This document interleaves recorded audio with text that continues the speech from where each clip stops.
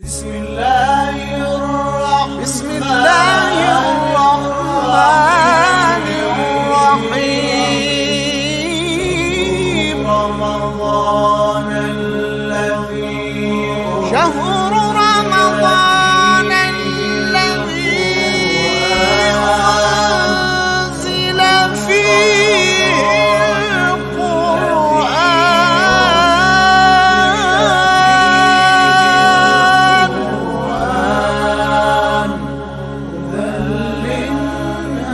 للناس وبينات هدى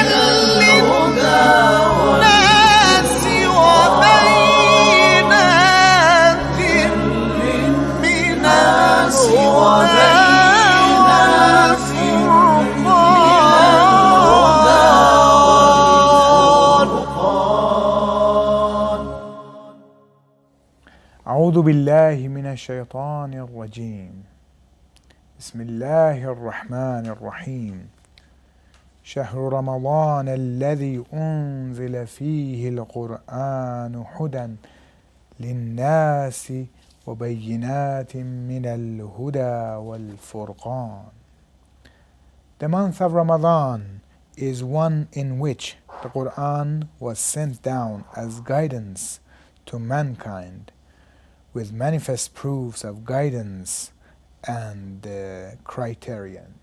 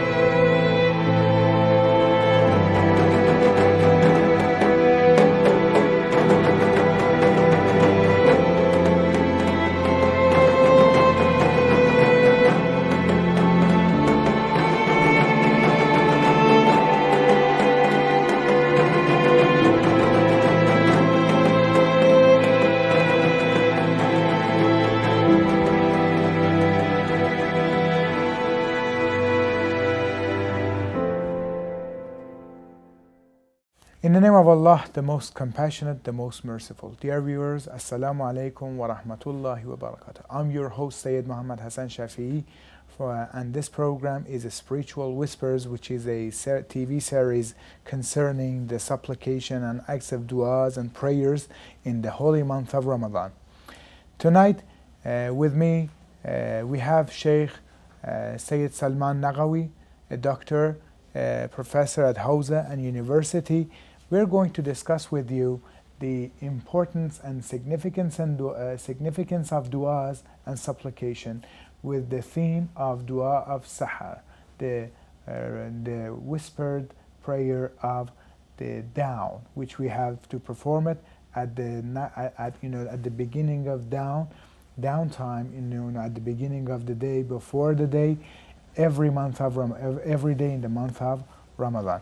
Assalamu alaikum Sayyidina, and welcome to our show. Alaikum assalam wa rahmatullahi wa barakatuh. It's an honor to be again on your show. Thank you very much. Okay, Sayyidina, we are, as you know, we are discussing about the different acts of dua and supplication. And in this part of the program, we're discussing about the dua of Baha or dua of Sahar, the dua or supplication or the whisper of dawn, which must be performed every morning time before the sunrise in the month of Ramadan especially. Could you please elaborate on this dua a little bit and the definition and the translation which is made on this and the importance and significance on this dua during the month of Ramadan? Yes, I begin this talk of mine in the name of Allah, the Supreme Absolute Being. As we have been talking about supplications and prayers that we offer generally, they have to be prescribed and recommended by the infallibles, in our opinion, if we want to be sure and certain that they have been sent down from Allah Almighty through the Prophet, through the infallibles, so that we are sure that we are talking to our Lord Allah Almighty in words that He has sent to us, or they have been rendered by the Imams, and we know that they are the best people who know how to communicate with their Lords. Of course, we can recite any prayers of our own accord, whatever we like to say to Allah in our own simple, humble words. That is okay, that is fine. Allah listens to us and answers our calls. But if it is done in the recommended way, it is of course of a greater felicity, it has a greater honor, it has more dignity, it has more of rewards, because He wants to be called in the names, using those names which He Himself has recommended. So the Sahar, the time of Sahar, the time which is before pre-dawn actually. Sahar is the time where we are preparing to start fasting. It is the time not of sunrise, it is the time of the dawn prayers. The special flash of light which yes, comes up. At the time when we have to, if we are eating or drinking, we should stop at that time. And those conditions which are necessary in fasting have to be observed at that time. So before that time is a very delicate time. Generally speaking, whether it is in the month of Ramadan, in the holy month, or it is in any other month or day, this time is a very special time. It is generally that is a special time all the year. All the year. It is said to, for example, the prayer of night, Salatul Layl, must be performed at this period of time. Exactly, and, exactly. And other acts of ibadah, and even to wake up during these little moments, we have to wake up and just think about God at this time. Exactly. This is a time. This is a special time. And could you please elaborate on that? Why it is more special?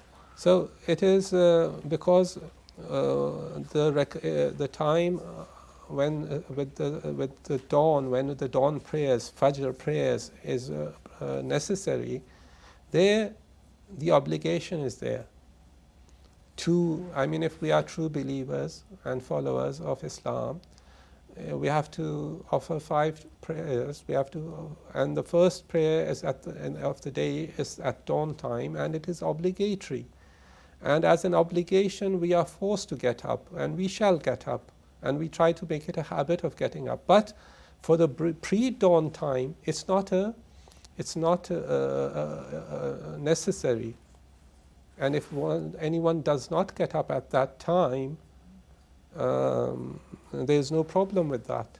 But if one does it because of the recommendation that is there for that time, and it is recommended especially for the Holy Prophet, for him to achieve that maqam mahmud, the station of being praised by Allah Almighty, he has to offer the pre-dawn prayers, the Salatul Layl.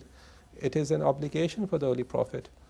So it means for the believers, for us it is recommended. It's recommended. But so if we do it Prophet, with that recommendation, and we have this love of Allah Almighty, it is something which we are doing.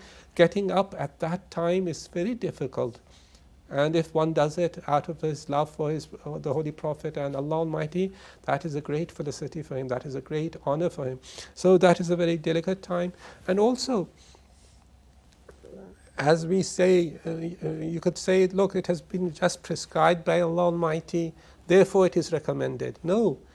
In all of what is prescribed by Allah Almighty, in all the legislations of Allah Almighty, in all the commands of Allah Almighty, there is a nexus between the command and the legislation, between the true existential value of the action that is being performed, or when a time is allocated for that, the allocation of that time also means that there is a special effect, there's a special influence of that time in our lives. That's right. And you may find many, if someone carries out research on this aspect, and there must be many of researches carried out, that the biological physiological state of a human being at that time has a special state which is different from other times, and certainly there is an effect, there's a difference. So the recommendation is not just a mere recommendation. It's not just because getting up at that time is difficult. No, it is more than that. There must be a nexus between the existential realities that exist in the world, in the universe, and in our bodies also, that is become prescribed and recommended that we should. Very good. So apart from sometimes there is a significance of that time. There's the significance of the fact that it is recommended, it is not necessary. If it is necessary, we would have to get up. But if we are getting up of our own free accord, that's right. that is a special thing. That is a special, it's a step forward in our relationship with Allah. There are some causes in the, in the cosmos also, and inside us, and in the physical aspects as well. Exactly. Okay, so just as is the case for the Laylatul Qadr. That's right. I mean, the Laylatul Qadr also must have a significance in the existential realm, as you say, in the cosmology. I mean, it is a special night when the angels are descending. So there's physical, spiritual activity going on in the world, in the whole of the universe. So it is a special night. Okay, Sayyidina, we're going to have a short break, and then we'll continue the discussion after a while. Thank you.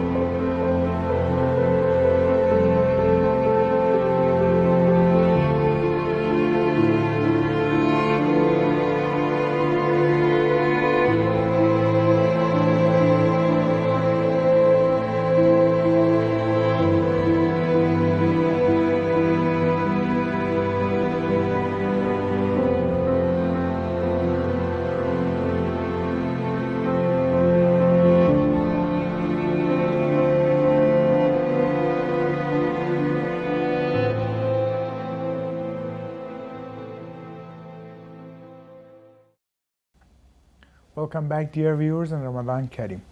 Sayyidina, let's continue with the discussion that you said there's a special, situation and status in the cosmos and cosmology, as well as the special situation in our physical body and in the time.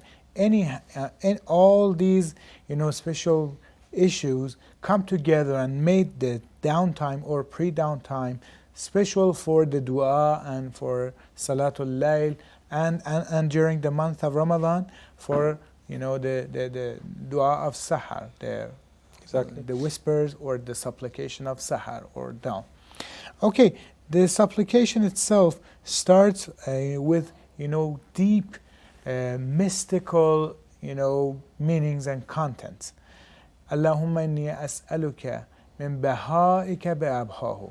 There are some deep meanings that must be defined and analyzed and exegised in special programs. But indeed, in very short time we're going to talk about that.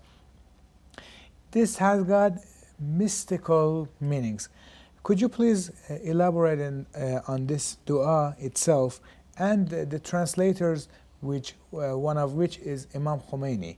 He provided us a very mystical and irfani tafsir exegesis when he was very young. Could you please talk about it a little bit for the introduction of this discussion? Just to go back to the previous point, I would like to emphasize on the fact that in these, it is very much emphasized, generally speaking, that we should wake up before the pre-dawn. We should wake up not only for the Salatul Layl in the month of Ramadan, also for taking a bite of to eat something, even one piece of one date.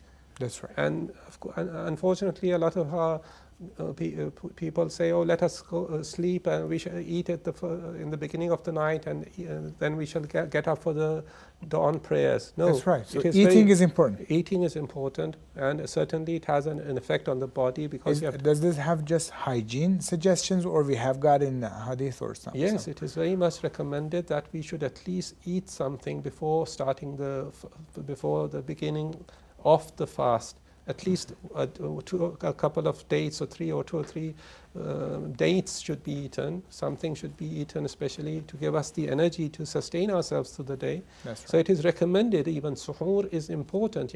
Eating something is very recommended, but it should be light, of course, not very heavy. As far as one's medical and physical state goes, it is necessary.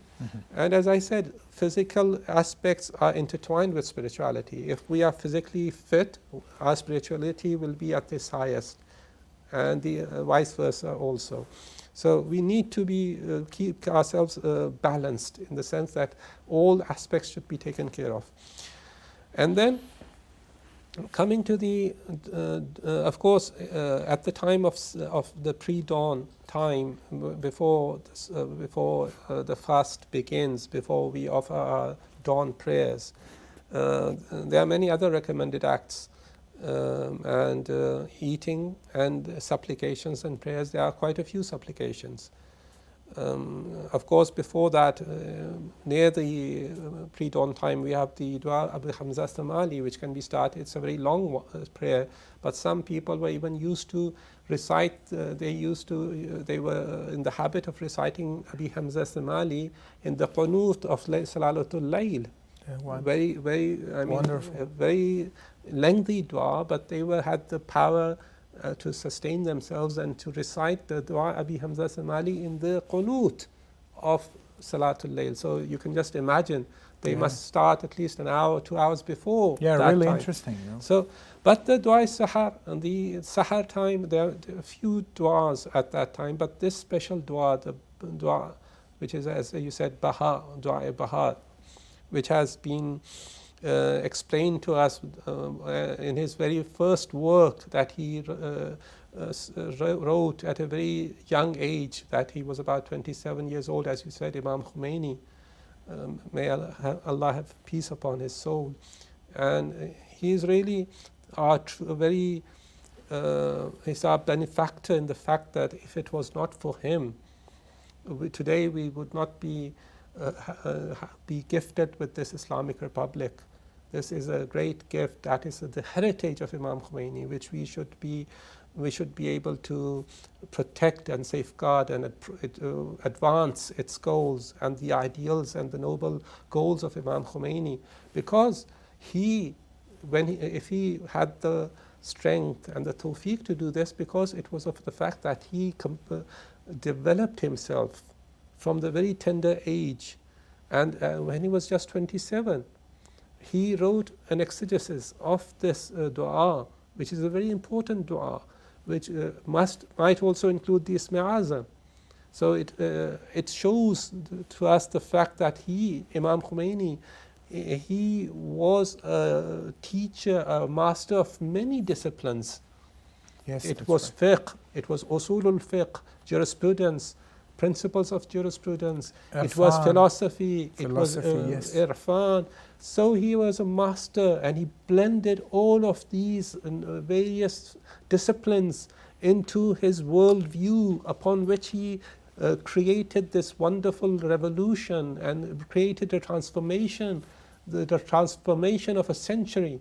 That's right. It was the transformation of the century that changed the course of history for all times, and became the Islamic Revolution, culminated in the Islamic Republic. And the Islamic Republic, as the great leader of this time, Imam Khamenei, has forecasted and predicted that it will, inshallah, lead to the great revolution and the great transformation of the whole world, the global revolution of Imam Mahdi Ajallahu Ta'ala Sharif, and the creation of the beautiful.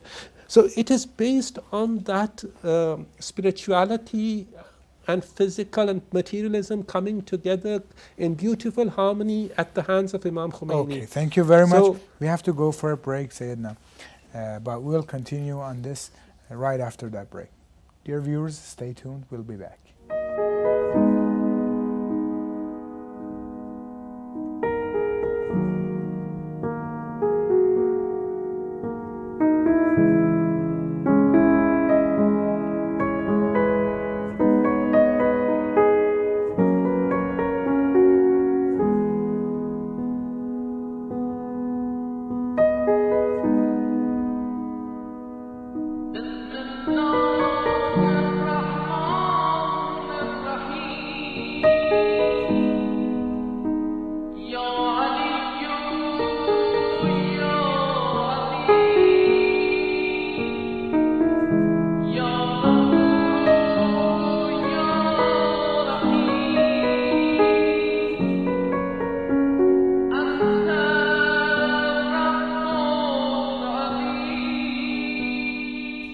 Welcome back.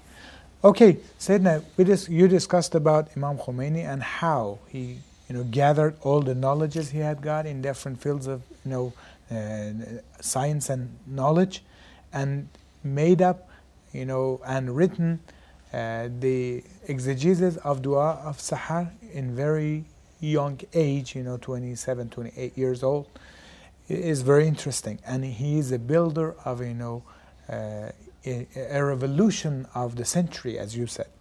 Okay, let's focus. Rather of a millennium. It's the revolution of the millennium. That's right. And the 21st century and the third millennium will be the millennium of Islam, inshallah. Inshallah. And now let's focus a little bit more, because we've got about 5 minutes, on the Dua of Sahar itself and some of the sentences and words that is provided in this supplication. Exactly. Okay. Wonderful. That is what we should be doing. Of course, there's a general theme in the dua. There are about 21, 22 names and attributes of Allah Almighty which are mentioned, and we beseech Him by using His names, using His names to intercede with Him, and we beseech Him through the name. By His name. Yes. Yes. And we glorify Him and praise Him based on those words. Just as we say, أسألك من بهائك بأبها. Exactly. We beseech Allah by His baha. Yeah, Allahumma inni as'aluka, Allah Almighty, I ask you to give me. Now, what do we want from Him? There's no mention of this, especially here in this dua. There's what we want to ask Him. It's just general askance. It's just requesting, appealing to Allah Almighty, because everything what we have is from Him. That's right. So but what do we want? We're not saying that, but why do we want it? Through what we want it is His names. When we say Min Bahaika, the name of this dua is Baha because of the first phrase that is That's there. Min Bahaika bi Abahahu. Baha means radiance, glow. As I said, the brilliance of His majesty, of His existence, of His presence. We are completely submerged in that glow. And through that we ask Him to give us, as He continues to do so. And in all the phrases that come, in all the names that are used, the same sequence is used. So, number one, He says, Allahumma inni as'aluka min ba'ahaika bi'abha. Of course, this dua has been narrated from Imam Sadiq alayhi salam. And it is mentioned in Iqbalul A'mal by Ibn Ta'us. So it is the chain of narrators is quite authentic. And the sequence is the same. Aman yasaluka min bahaika bi abhahu. I call upon you, I ask you to give me from your radiant glow, from its most splendid state and condition that it has. That's right. And then he advances, the Imam says, وَكُلُّ بَهَائِكَ بَهِي. How can I ask you that there is glow, there is radiance, and there is radiance of a higher level, of a superlative degree, and there's a radiance of a lower degree? No, it's not that. everything that radiates from your eminence is at the same level. It is of the same quality. It is no different. And then he says, again, he progresses and goes to a high level. Allahumma inni as'aluka bi baha'ika kullih. I ask of you from all of your splendid glow, because all of it is splendor, all of it is brilliance. So I ask of you from all of it. So there is 3 levels or 2 levels. One is where the person who is supplicating, who finds himself in the presence of his Lord Allah Almighty, in the first stage, when he is starting from this physical world and traversing towards Allah Almighty, he sees different things. There are katharat, there's plurality of things, things which are physical, things which are... Sidna, we have got 1 minute, yes. So, different levels of existence, existential differences are there. That is the first level.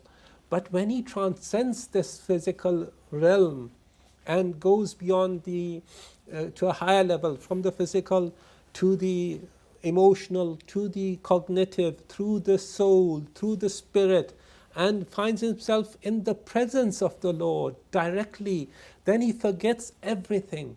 Then he finds himself submerged in the glow of Allah, and there's nothing there which he finds in the form of pluralities. There's no difference. And there he says everything is the same.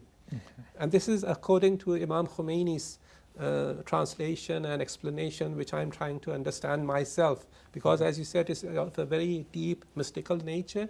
It is Imam Khomeini who has the privilege of understanding what the Imam is saying, Imam Sadiq is saying. I'm trying to grasp what he is saying, that there is a level, because there are three phrases. One starts with the fact that I ask. In all of the 21 other phrases, the same is there. It starts with the fact that I want, as he talks about his Jalal, the Jamal, I ask of you from your beauty, from your majesty, from the best of it. That's right. And then he says everything is of the same level. Then I want everything, based on everything. I want your grace and your providence. Thank you very much. Thank you very much. Very nice and informative. And I ask Allah subhanahu wa ta'ala to accept all these words and all our efforts as acts of ibadah. And dear viewers, thank you very much for staying with us, and I appeal to keep us in your du'as and remember us. Thank you very much. Wassalamu alaikum wa rahmatullahi wa barakatuh.